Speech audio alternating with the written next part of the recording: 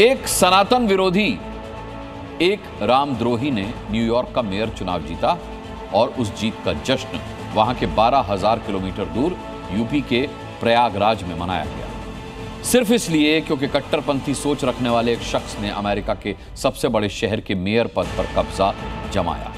जी, लेकिन गजवाए हिंद वाली सोच के विस्तार का लड्डू खाकर जश्न मनाने वाले कट्टरपंथियों को यह नहीं पता कि वो उत्तर प्रदेश में हैं, जहां सीएम योगी इसी सोच का बुलडोजर इलाज करके कचूमर निकाल देते हैं। जो राम मंदिर के उद्घाटन को मस्जिद के विध्वंस का उत्सव बताता है, जो राम मंदिर को हिंदुत्व फासीवाद का प्रतीक ठहराता है, जिसे सनातनियों के अपमान पर खुशी मिलती है, जो कट्टरपंथी समूहों का समर्थक है, जो कट्टरपंथी विचारधारा को सपोर्ट करता है, भारतीय मूल के उसी कट्टरपंथी मियां ममदानी के न्यूयॉर्क का मेयर बनने पर 12,000 किलोमीटर दूर प्रयागराज में उसकी जैसे ही सोच रखने वाले जश्न मना रहे हैं, लड्डू बांट रहे हैं, खुशी के मारे दोहरे हुए जा रहे हैं। सनातन विरोधी की जीत का ये जश्न उस शहर में मनाया जा रहा है जहां अभी चंद महीनों पहले सनातन का सबसे बड़ा उत्सव महाकुंभ होकर गुजरा है। ये अलग बात है कि जश्न में डूबे इन कट्टरपंथियों को ये नहीं पता कि मियां ममदानी का भारत से रिश्ता क्या है, भारत को लेकर उसका नजरिया क्या है, न्यूयॉर्क के मेयर की शक्तियां क्या हैं। उन्हें तो बस इस बात से मतलब है कि एक चरमपंथी सोच वाला शख्स अमेरिका के सबसे बड़े शहर का मेयर बन गया है। अब मियां ममदानी का पारिवारिक बैकग्राउंड भी जान लीजिए।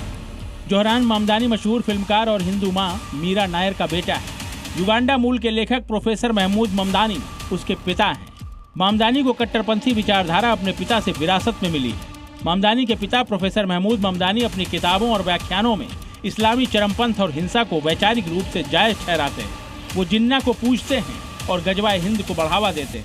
उनकी यही विचारधारा अब उनके बेटे जोहरान ममदानी की विवादास्पद राजनीति में झलकती है। ममदानी की यही कट्टर सोच भारत में रहने वाले मियां भाई के मन को भा रही है और इसीलिए वो ममदानी की जीत का जश्न मना रहे हैं। ये जश्न ममदानी की जीत का कम नफरती सोच की विस्तार का ज्यादा लगता है, लेकिन ममदानी की जीत का जश्न मनाने वाले ये भूल रहे हैं कि वो जिस गजवाए हिंद की सोच के विस्तार का जश्न उत्तर प्रदेश में मना रहे हैं, उस सोच को लेकर यहाँ के मुख्यमंत्री की लाइन क्या है।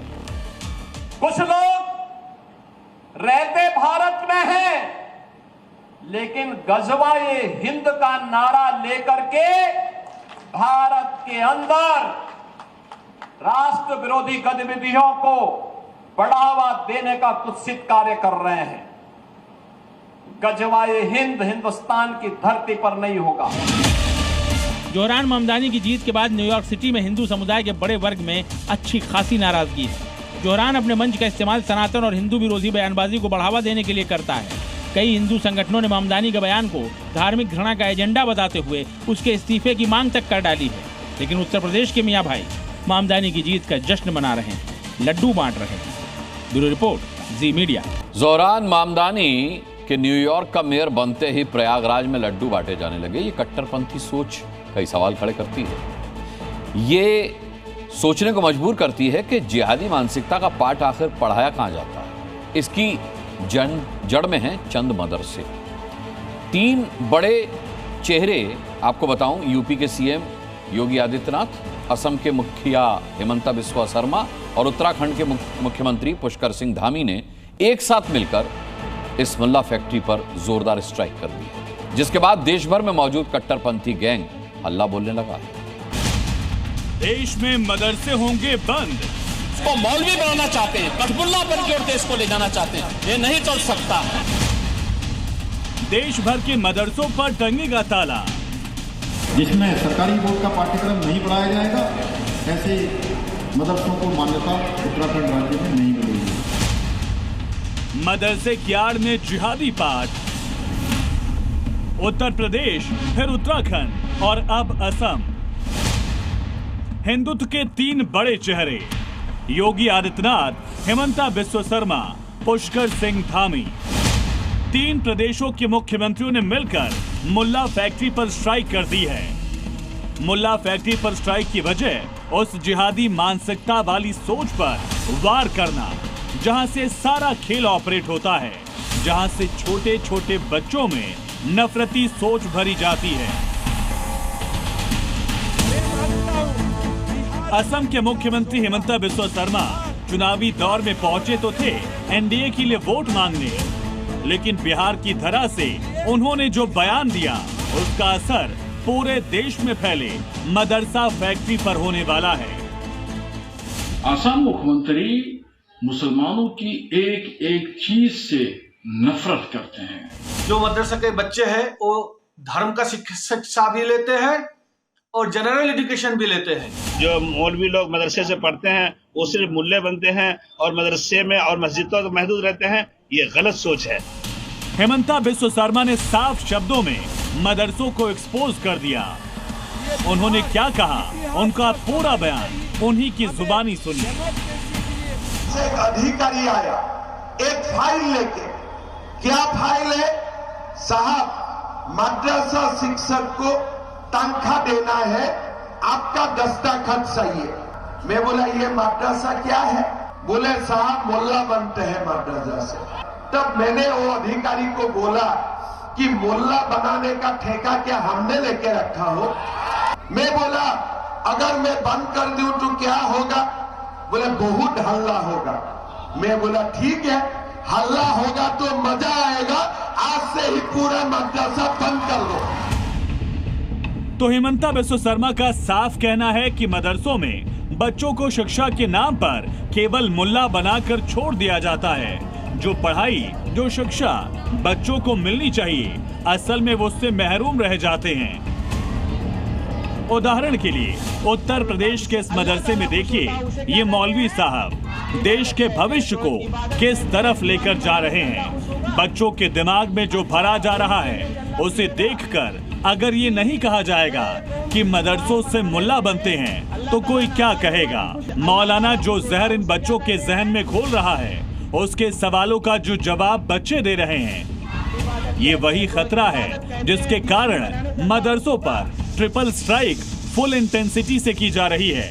लेकिन इस कड़वे सच को मौलाना मानने को तैयार नहीं है, बल्कि वो तो सीएम हेमंता के बयान पर भड़क उठे। ये सब कहने वाले ये शांति को भंग कर रहे हैं, ऐसा करना या बोलना दुरुस्त नहीं है। वैज्ञानिक और डॉक्टर भी बनते हैं। यहाँ पे अंग्रेजी, गणित और इंग्लिश की भी पढ़ाई की जाती है। हेमंता जानते थे उनके इस फैसले से हल्ला मचेगा और इसीलिए उन्होंने इसका जिक्र पहले ही कर दिया। योगी, धामी और हेमंता तीनों राज्यों के मुखिया मुल्ला फैक्ट्री के खिलाफ खड़े हैं। इसीलिए जहां बच्चे बच्चे को कट्टरता का शिकार बनाया जा रहा है, वहां अब जमीन बराबर कर दी जा रही है, वहां ताले लटका दिए जा रहे हैं, जो बताता है कि देश में जिहाद का टॉक्सिक टॉनिक हमेशा के लिए खत्म होने वाला है।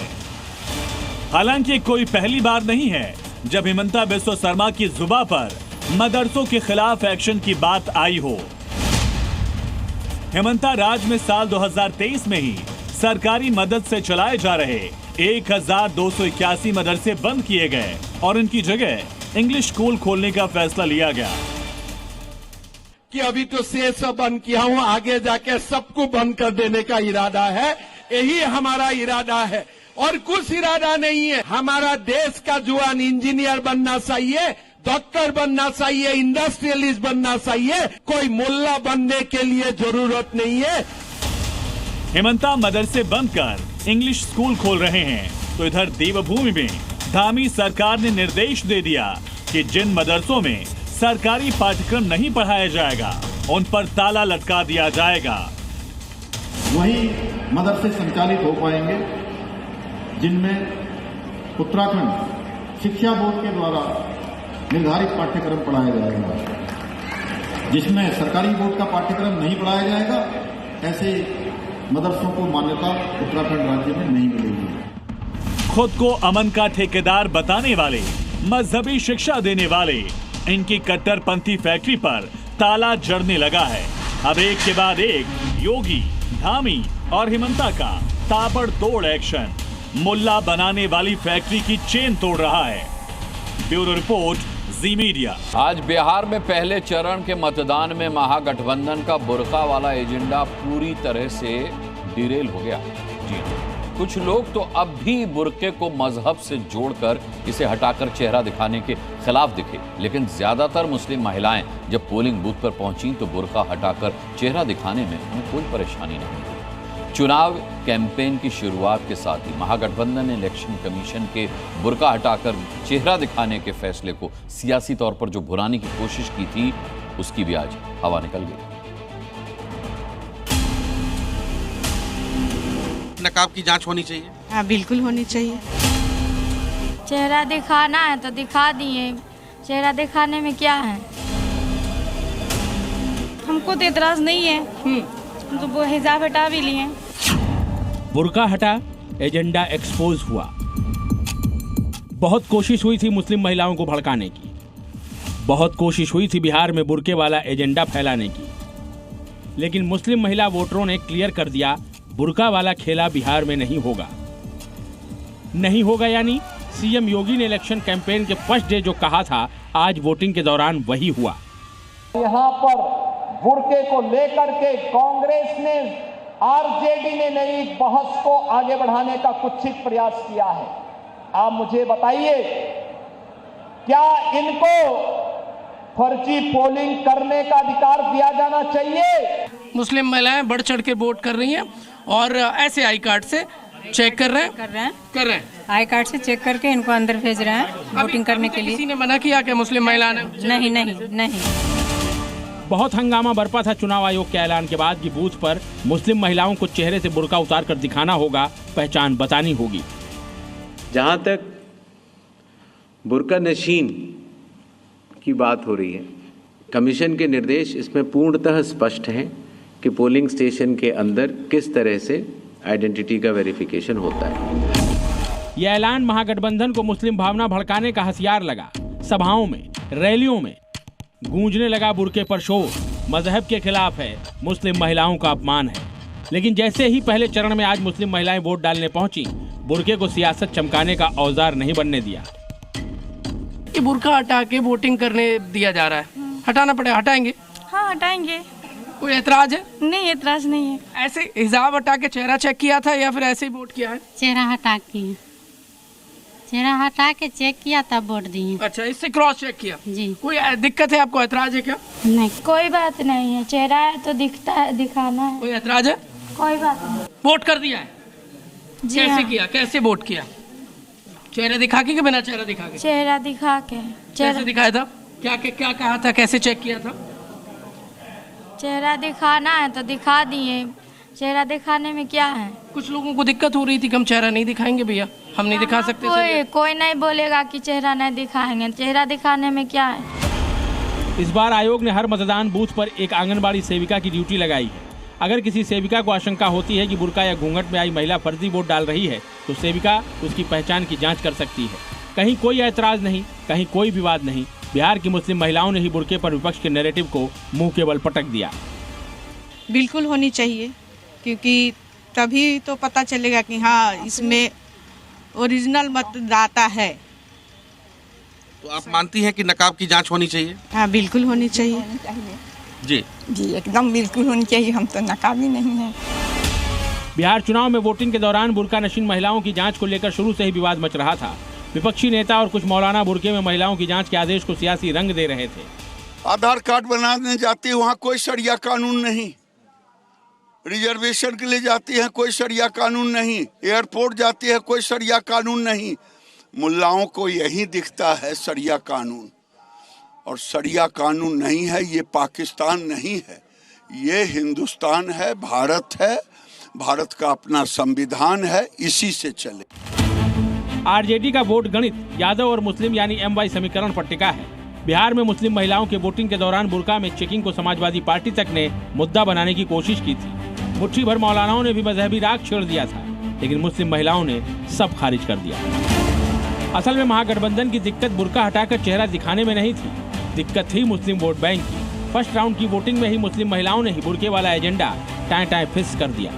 पटना से स्वप्निल सोनल के साथ मोकामा से प्रमोद शर्मा, जी मीडिया। एक दिए की लौ से क्या इस्लाम खतरे में आ सकता है? मैं ऐसा क्यों कह रहा हूं, बताता हूं। फतेहपुर के कुछ मुस्लिम्स को शायद यही एहसास हुआ कि एक दिए से उनका इस्लाम खतरे में आ जाएगा। इसीलिए तो देव दीपावली के मौके पर जब कुछ सनातनी महिलाएं एक विवादित मकबरे पर आस्था का दीपक जलाने के लिए पहुंची तो उन्हें बहुत बुरा लगा। सनातनियों का दावा है कि यह मकबरा नहीं बल्कि ठाकुर द्वारा है। इस दावे को लेकर अगस्त महीने में भी बवाल हो चुका है। ऐसे में जब हिंदू महिलाओं ने मकबरे पर दिया जलाने की ख्वाहिश जताई तो फिर हंगामा खड़ा हो गया। दियों की रोशनी से इस्लाम को खतरा, फतेहपुर में ठाकुर द्वारा या मकबरा? इस सवाल ने बुधवार को उस समय फिर से सिर उठा लिया जब बड़ी संख्या में महिलाएं हाथों में पूजा की थाली लिए विवादित मकबरे पर अपने ठाकुर जी की पूजा के लिए जा पहुंची। देव दीपावली पर विवादित मकबरे के सामने दर्जनों महिलाएं समूह बनाकर पूजा अर्चना के लिए पहुंची थी, जिन्हें सुरक्षा में तैनात पुलिस कर्मियों ने रोक दिया, जिस पर महिलाएं भड़क गईं। जिस मकबरे पर पूजा करने को लेकर ये महिलाएं अड़ी हुई थी, ये वही मकबरा है जिस पर बीते अगस्त महीने में जमकर हंगामा हुआ था। 11 अगस्त 2025 को हिंदू संगठनों ने इस मकबरे को मंदिर बताते हुए धावा बोल दिया था। उन्होंने मकबरे के कुछ हिस्से में तोड़फोड़ कर दी थी, जबकि मुस्लिम पक्ष का दावा है कि सैकड़ों साल पुराना ये अबू हुरैरा का मकबरा है। तभी से ये मामला कोर्ट में है और मौके पर पुलिस कर्मियों की तैनाती बनी हुई है। बावजूद इसके देव दीपावली के मौके पर महिलाओं का एक समूह मकबरे पर पूजा की जिद पर अड़ गया। पुलिस वालों ने बैरिकेड लगाकर उन्हें मकबरे पर जाने से रोका तो बवाल मच गया। महिलाओं का कहना था कि पूजा उनका अधिकार है और उन्हें उनके अधिकार से वंचित नहीं किया जा सकता।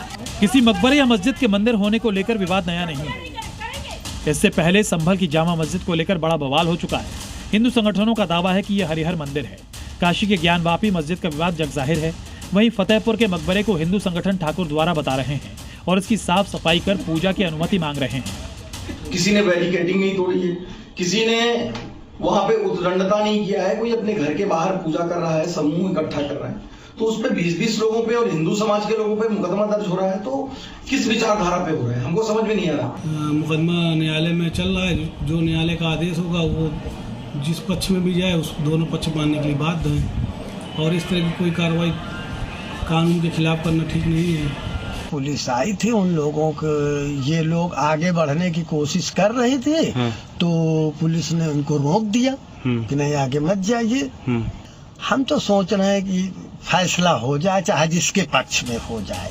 फतेहपुर की विवादित मकबरे का मामला अदालत में विचाराधीन है। अगली सुनवाई 12 नवंबर को होनी है, लेकिन उससे पहले ही मकबरे पर पूजा को लेकर मचे घमासान ने माहौल गर्मा दिया है। ब्यूरो रिपोर्ट, जी मीडिया। एक तरफ हिंदू संगठन पुलिस की कार्रवाई से गुस्से में है तो दूसरी ओर अखिलेश की सेना वाराणसी के दाल मंडी में विकास के काम से भड़की हुई है। दाल मंडी में सड़क का चौड़ीकरण हो रहा है, जो कि सीएम योगी का ड्रीम प्रोजेक्ट है। इस सड़क के बनने से जहां जाम की समस्या से मुक्ति मिलेगी, वहीं काशी विश्वनाथ पहुंचने वाले भक्तों को सहूलत भी मिलेगी। लेकिन जन कल्याण वाला ये प्रोजेक्ट शायद समाजवादी पार्टी सुप्रीमो अखिलेश यादव को रास नहीं आ रहा। तभी तो समाजवादी पार्टी के सांसद आज दाल मंडी जाने के लिए अड़ गए। सीएम योगी के अधिकारियों से भिड़ गए और धमकी देने लगे। भैया तो आप 5 आदमी को हमको जाने की इजाजत दीजिए और हम सब जाएंगे और उनकी पीड़ा को समझेंगे। सर्वसाधारण सूचन किया जाता है कि दाल मंडी सुंदरीकरण और चौड़ीकरण के लिए सरकार द्वारा एक हथौड़ी भी अगर चला और तो मुझसे बुरा कोई नहीं होगा।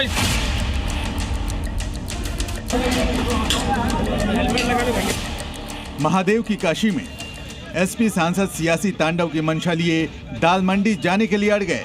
प्रशासनिक अधिकारियों से भिड़ गए क्योंकि नेताजी को दाल मंडी की गलियों से तुष्टीकरण वाली खुशबू आ गई।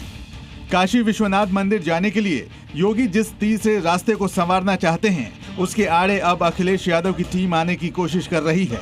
वाराणसी में समाजवादी पार्टी दाल मंडी सड़क चौड़ीकरण के खिलाफ खुलकर आ गई है और दाल मंडी कूच करने की कोशिश में थी। दाल मंडी मुस्लिम बहुल इलाका है, ऐसे में वोट बैंक साधने का इससे अच्छा मौका हो ही नहीं सकता। नेताजी के तेवर इतने गर्म कि योगी के अफसरों को धमकाने लगे। एक हथौड़ी भी अगर चला और तो मुझसे बुरा कोई नहीं होगा। पीएम मोदी 8 नवंबर को अपने संसदीय क्षेत्र वाराणसी में होंगे। ऐसे में काशी का माहौल बिगाड़ने के लिए समाजवादी पार्टी के चंदौली सांसद वीरेंद्र सिंह मस्त अपने समर्थकों के साथ दाल मंडी जाना चाहते थे। 5 आदमी को हमको जाने की इजाजत दीजिए और हम सब जाएंगे और उनकी पीड़ा को समझेंगे। तो इन्होंने 10 तारीख तक कोई भी कार्रवाई करने का न करने का उन्होंने वादा किया। सांसद जी की जुबान पर पीड़ा और मन में राजनीतिक कीड़ा है। वो इसलिए क्योंकि वीरेंद्र सिंह चंदौली के सांसद हैं उनके खुद के संसदीय क्षेत्र में भले ही दिक्कतें हजार हों, लेकिन वहां की पीड़ा से राजनीति की दाल नहीं गल रही। यही वजह है कि अपनी काठ की हांडी लिए नेताजी दाल मंडी में घुसने को व्याकुल हैं। डिमांड कोई नहीं थी, उनकी डिमांड बस इतनी सी थी कि हमको आज जाना है। तो मैंने कहा कि अभी मूवमेंट है सर, अभी ना जाए। तो मेरी बात को मान लिया उन्होंने। फिर उन्होंने कहा इसको लेकर के कि आप जब तक मेरी विजिट में तब तक कोई भी कार्रवाई न करें। तो मैंने कहा ठीक है, आप अपनी एक बार देख लीजिएगा।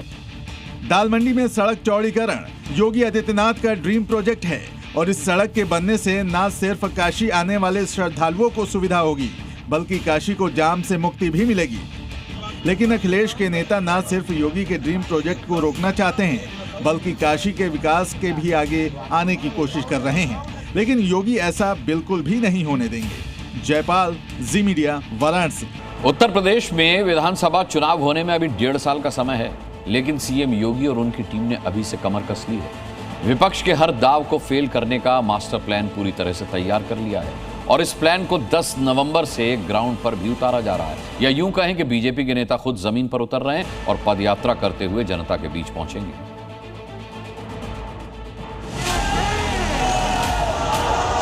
27 में आने का सपना मत देखिए। जो लोग आज पीडीए के नाम पर समाज को बांटने का प्रयास कर रहे हैं, ये वही लोग हैं जब इनकी सरकार हुआ करती थी, दंगे होते थे। जीत का ये सिलसिला जो 14, 17, 19, 22 उपचुनावों में बना रहा, यही मोमेंटम 2027 में भी बनेगा। यूपी में जीत की हैट्रिक लगाने के लिए सीएम योगी का संदेश साफ है। 2017 से बना जीत का मोमेंटम 2027 में और धारदार होगा, क्योंकि बीजेपी के सांसद, विधायक, मंत्री, मेयर और पार्षद जनसंपर्क का क्रांतिकारी प्रयोग करने जा रहे हैं। विधानसभा सीटों के लिहाज से उत्तर प्रदेश सबसे बड़ा राज्य, ऐसे में बीजेपी ने 2027 के लिए प्लान बहुत बड़ा बनाया। 403 सीटों पर कमल खिलाने के लिए यूपी बीजेपी का हर एक नेता 3224 किलोमीटर की पदयात्रा करने जा रहा है।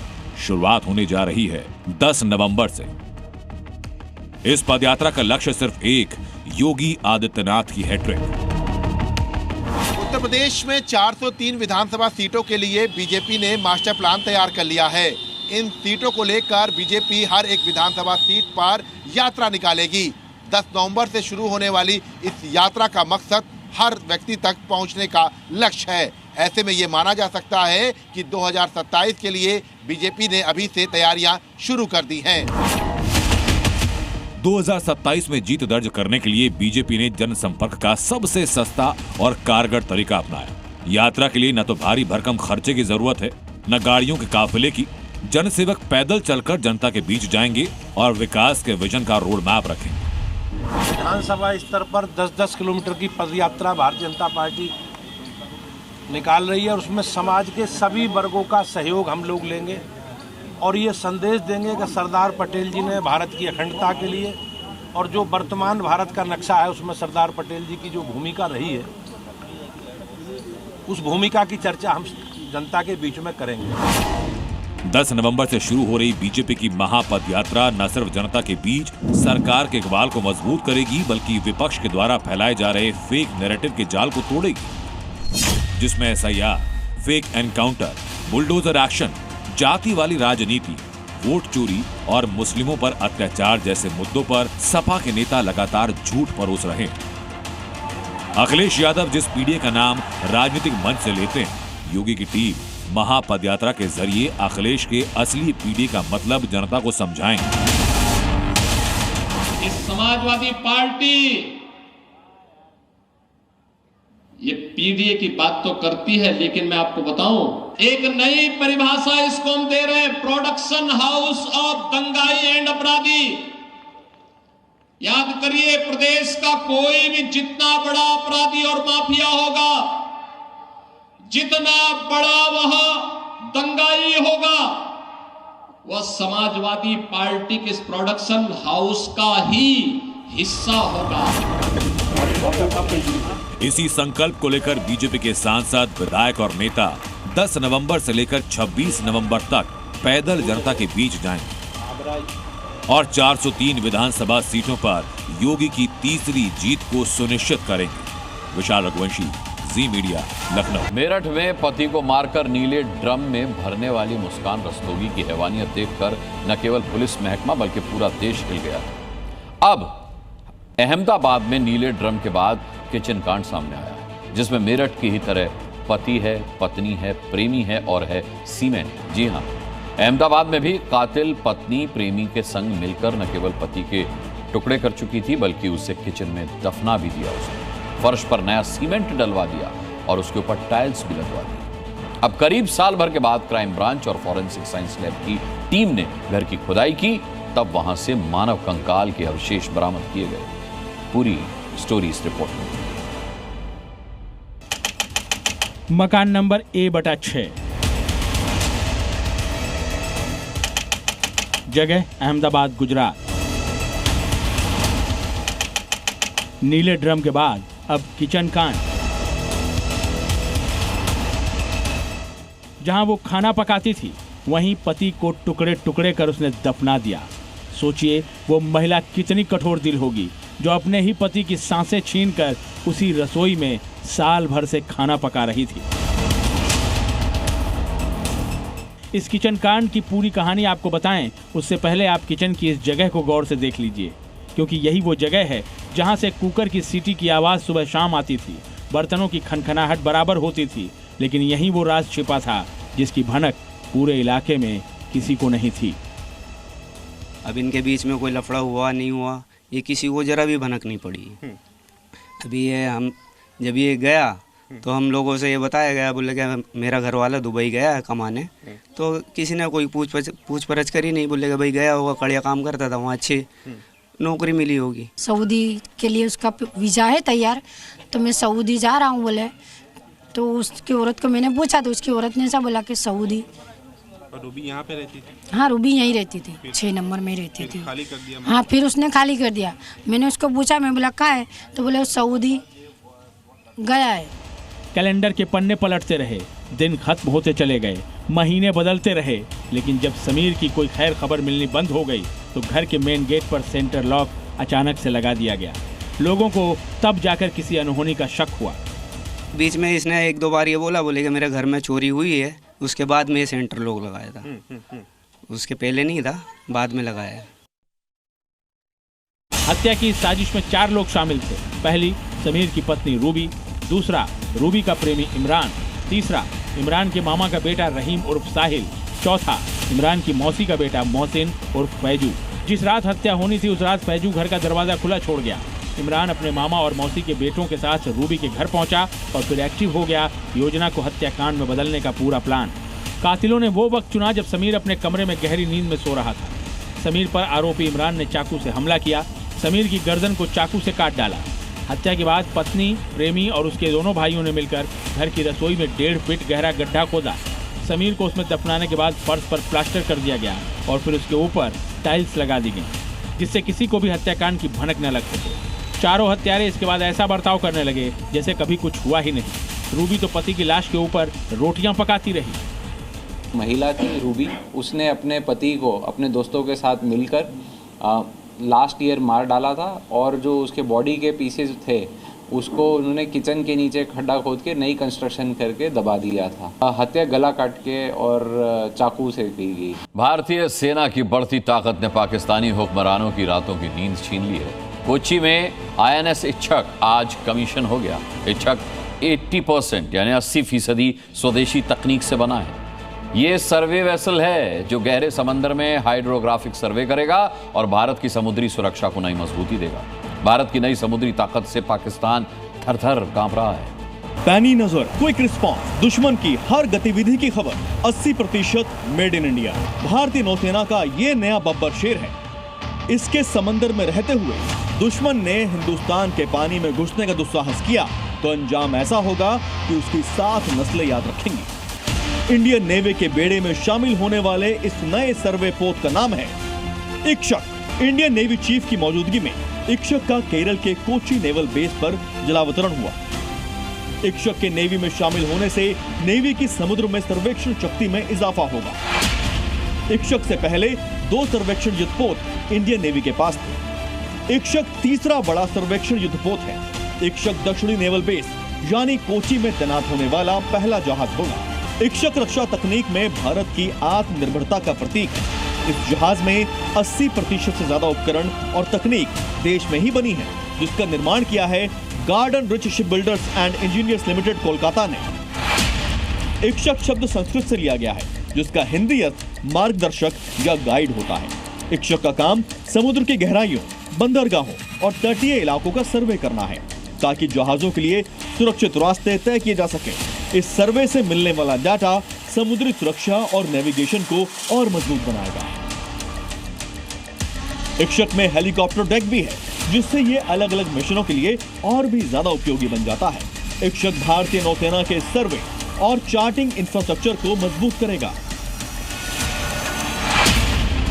आधुनिक तकनीक से सुसज्जित इक्षक में high resolution multi beam echo sound स्वायत्त अंडर वाटर वाहन यानी AUV, रिमोटली ऑपरेटेड वाहन यानी ROV और 4 सर्वे मोटर बोट यानी SMB शामिल है। इंडियन नेवी तेजी से ताकत बढ़ाने में जुटी हुई है। बतौर भारतीय नौसेना प्रमुख एडमिरल दिनेश कुमार त्रिपाठी, नेवी को हर 40 दिन में एक नया स्वदेशी युद्धपोत या पनडुब्बी मिल रही है। भारतीय नौसेना समुद्री सुरक्षा चुनौतियों से निपटने के लिए अपनी स्वदेशी क्षमता को बढ़ाने में लगी है। खास बात है कि ये सभी युद्धपोत और सबमरीन भारतीय कंपनियां बना रही हैं, यानी पहरेदारी भी अब मेड इन इंडिया है। नौसेना का लक्ष्य वर्ष 2035 तक 200 से भी ज्यादा युद्धपोत और पनडुब्बियों का संचालन करना है। वर्तमान में देश में 52 जहाज निर्माणाधीन हैं। वर्तमान में भारतीय नौसेना के पास लगभग 145 जहाज और पनडुब्बियां हैं। इक्षक इसी बेड़े में शामिल भारत का सबसे नया पहरेदार है, जिसके कंधे पर भार है दुश्मन का सीना चीरने जाते जहाजों के लिए सुरक्षित मार्ग मुहैया करवाना। ब्यूरो रिपोर्ट, जी मीडिया। क्या कोई मुल्क अपने सैनिकों की जानबूझकर बलि ले सकता है? अगर वो मुल्क पाकिस्तान हो तो जरूर ले सकता है। जी हाँ, पाकिस्तान की शहबाज शरीफ सरकार कुछ इसी तरह का काम कर रही है। पाकिस्तान ने शांति वार्ता के बीच एक तरफ अफगानिस्तान के साथ जंग का खुला ऐलान कर दिया है, तो वहीं दूसरी ओर अपने 20,000 सैनिकों को गाजा में हमास के खिलाफ जंग में भेजने के लिए रजामंदी भी दे दी। पाकिस्तान के फील्ड मार्शल मुल्ला मुनीर ने अपने जवानों की बलि चढ़ाने का फैसला कर लिया है, वो भी एक नहीं बल्कि 2 मोर्चों पर। पहला मोर्चा है अफगानिस्तान का और दूसरा है गाजा का। पाकिस्तान के रक्षा मंत्री ख्वाजा आसिफ के एक बयान ने ये साफ कर दिया है कि अफगानिस्तान से जंग होकर रहेगी। वहीं इजराइल के मोर्चे पर यू टर्न लेते हुए अब हमास के खिलाफ पाकिस्तान 20,000 सैनिक भेजने की तैयारी में है। यानी पाकिस्तान के सैनिक अब एक तरफ अफगानिस्तान के मोर्चे पर तालिबानी लड़ाकों का शिकार होंगे, तो दूसरी ओर हमास के खिलाफ जंग में भी उनका खून बहेगा। सुनिए ख्वाजा आसिफ ने क्या कहा और फिर तालिबान ने क्या धमकी दी। तालिबान के सर्वोच्च नेता हिब्बुल्लाह अखुंजादा ने अफगानिस्तान के इस्लामिक अमीरात को पाकिस्तान के सामने न झुकने का आदेश दिया है। अखुंजादा के इस बयान के बाद माना जा रहा है कि तालिबान अब पाकिस्तान के खिलाफ और सख्त रुख अपना सकता है। इस ऐलान के बाद पाकिस्तान में खलबली मची है। वासेपुर के रियल लाइफ गैंगस्टर्स तो आप सबने देख ही लिए हैं, लेकिन आज हम आपको दिखाएंगे वासेपुर का रियल लाइफ गैंगस्टर जो अपने शुरुआती दिनों में मामूली अपराधी था, लेकिन पुलिस वालों की लापरवाही के चलते आज मोस्ट वांटेड गैंगस्टर बन गया। वासेपुर को ऐसी भद्दी पहचान से मुक्ति दिलाने का वक्त आ गया है। योगी फोर्स स्टाइल में धनबाद के अपराधियों का सफाई अभियान शुरू हो गया है। ऑटोमेटिक हथियार, लाखों रुपए और नकाब में खड़े गैंगस्टर प्रिंस खान के गुर्गे ये बताने के लिए काफी हैं कि इनका आका दुबई से बैठकर ऑर्डर तो देगा, लेकिन ऑर्डर लेने वाले गुर्गे या तो सलाखों के पीछे होंगे या फिर कब्र के भीतर। धनबाद पुलिस ने गैंगस्टर प्रिंस खान के 30 ठिकानों पर मेगा रेड डाली। भारी मात्रा में हथियार, कैश के साथ 4 बदमाशों को दबोचा गया। पुलिस ने गिरोह के गुर्गों के पास से 17 लाख रुपए कैश, एक पिस्टल, 47 जिंदा कारतूस, 18 मोबाइल फोन, 9 पासबुक, 9 चेकबुक और करीब 70 जमीन से जुड़े डीड और एग्रीमेंट पेपर जब्त किए हैं। इन सबसे अभी प्राइमरी लेवल पे ये पता चला है कि इनका डायरेक्ट रूप से यहाँ के व्यापारियों से अंडारी स्वरूप रुपया इकट्ठा करना, उसको USDT के माध्यम से या फिर फॉरेक्स के माध्यम से या किसी के अन्य हवाला नेटवर्क के माध्यम से कि जहाँ जहाँ इनको इकट्ठा करके ठिकाना लगाना होता है वो लोग लगाते हैं। किसको अच्छा कर्म माने और किसको बुरा कर्म माने, धर्म किसके लिए है, अगर ये पकड़ लिया तो धर्म क्या है ये अपने आप साफ हो जाएगा। क्या आप भी सहमत हैं कि कर्म ही धर्म है? ये परंपराएं, ये रस्मो रिवाज, इनका धर्म से दूर दूर तक कोई लेना देना नहीं है। आचार्य जी, ये इतना अंतर्द्वंद क्यों?